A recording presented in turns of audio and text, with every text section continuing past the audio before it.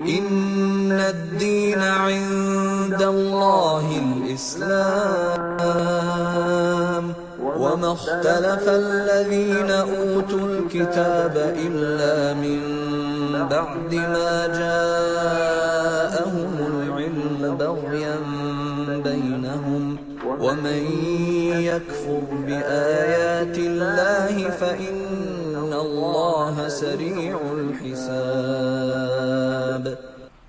নিশ্চয় ইসলাম আল্লাহর নিকট একমাত্র মনোনীত ধর্ম। যাদেরকে কিতাব দেওয়া হয়েছিল তারা পরস্পর বিদ্বেষবশত তাদের নিকট জ্ঞান আসার পরেও তাদের মধ্যে মতানৈক্য ঘটিয়েছিল। আর আল্লাহর নিদর্শন সমূহকে অস্বীকার করে। সে জেনে রাখুক যে আল্লাহ সত্তর হিসাব গ্রহণকারী।